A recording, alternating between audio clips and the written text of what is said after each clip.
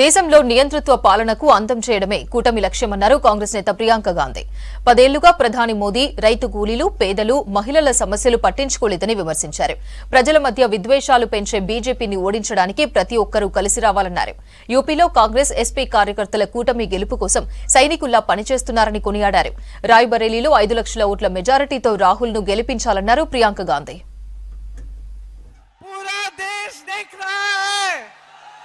अखिलेश जी, राहुल जी, देखिए ये समाजवादी के कार्यकर्ता और कांग्रेस के कार्यकर्ता एक सेना बनके लड़ रहे हैं, एकजुट एक सेना बनके लड़ रहे हैं और इंडिया गठबंधन को यहाँ उत्तर प्रदेश से विजयी बनाएंगे।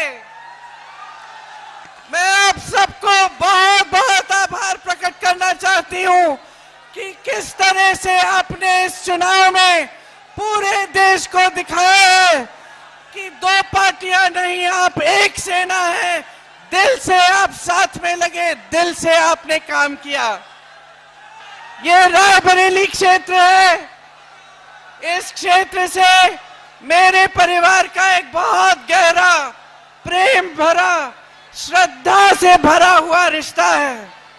इस रिश्ते को अटूट रखने के लिए आज मेरे बड़े भाई राहुल गांधी जी यहां से आपके प्रत्याशी बने हैं कि 10 सालों से इस देश का आम आदमी, इस देश का गरीब, इस देश का किसान प्रताड़ित है।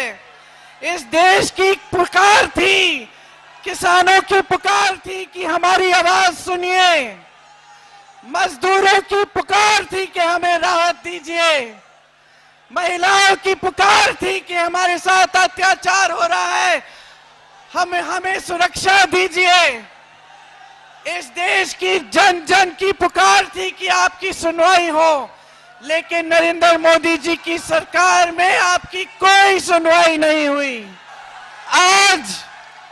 आज इस देश में आंधी उठी है, इस देश की आवाज है, इस देश की पुकार है कि ये भाजपा की तानाशाही, भाजपा की जो सत्ता के लिए सब कुछ करने वाली सरकार को हटाया जाए और एक नई चेतना से एक नई राजनीति देश में स्थापित हो। इसका संदेश रायबरेली से पूरे देश में जाना चाहिए। रायबरेली की जागरूक जनता ने 100 साल पहले एक ऐतिहासिक आंदोलन शुरू किया। आप 100 सालों से सबसे जागरूक जनता है।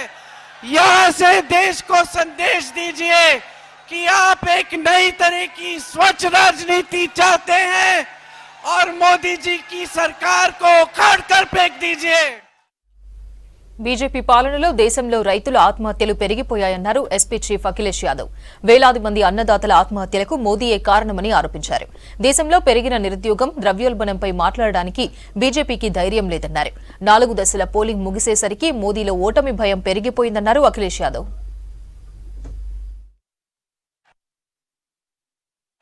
बताओ बीजेपी 9-11 हो गई कि नहीं हो गई? जो लोग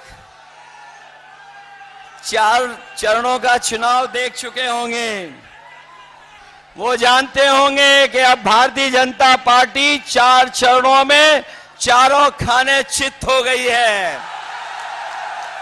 ये भाजपा का रथ, ये जो भाजपा के लोग घूम रहे हैं, इस बार उत्तर प्रदेश में फंसे नहीं हैं। इस बार जनता ने इन्हें, बताओ जनता ने इन्हें फंसा दिया कि नहीं फंसा दिया? इनका रथ धस गया कि नहीं धस गया? और याद रखना, ये बीजेपी वाले वही लोग हैं जो किसानों के ऊपर 4 काले कानून लागू कर रहे थे। काले कानून लागू कर रहे थे, याद है कि नहीं याद है? हमारे किसानों को खड़ा होना पड़ा, लड़ना पड़ा, हजारों शहीद हुए, लेकिन पीछे नहीं हटे। और न केवल इन्होंने किसानों को धोखा दिया, बल्कि यहां एक एक नौजवान जानता होगा कि अगर वो तैयारी करके परीक्षा लिखने गया, उन परीक्षाओं के पेपर लीक करा दिए, पेपर रद्द कर दिया। और याद रखना नौजवानों, इन्होंने जानबूझ करके पेपर लीक कराए हैं, और इसलिए कराए क्योंकि नौजवानों को इन्हें नौकरी न देनी पड़ जाए। हर परीक्षा का पेपर लीक हुआ, और एक परीक्षा का नहीं, 10 से ज्यादा परीक्षाओं के पेपर लीक करा दिए। न केवल हमारे नौजवानों की नौकरी छीनी है, बल्कि 10 साल में हमारे नौजवानों का 1/3 जीवन इन्होंने बर्बाद किया है। बीजेपी के लोगों ने आपके साथ धोखा किया कि नहीं किया?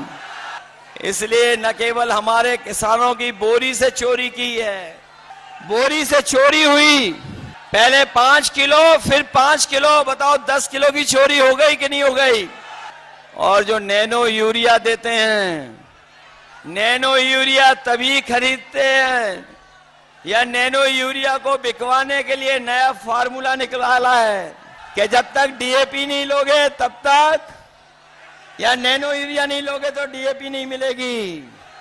ये सुनने में आ रहा है जिसने नैनो यूरिया बनाई वो भी भारत छोड़ के चला गया। ये बीजेपी के लोग बड़े घबराए हुए हैं, और दिल्ली वालों ने जब से सुना है कि इंडिया गठबंधन गरीबों के लिए फैसले ले रहा है, ये दिल्ली वालों ने जब से सुना है, दिल्ली वालों ने जब से सुना कि गरीबों के लिए फैसले होने जा रहे हैं, तब से वो आपके प्रत्याशी के खटाखट खटाखट खटाखट की नकल करने लगे हैं।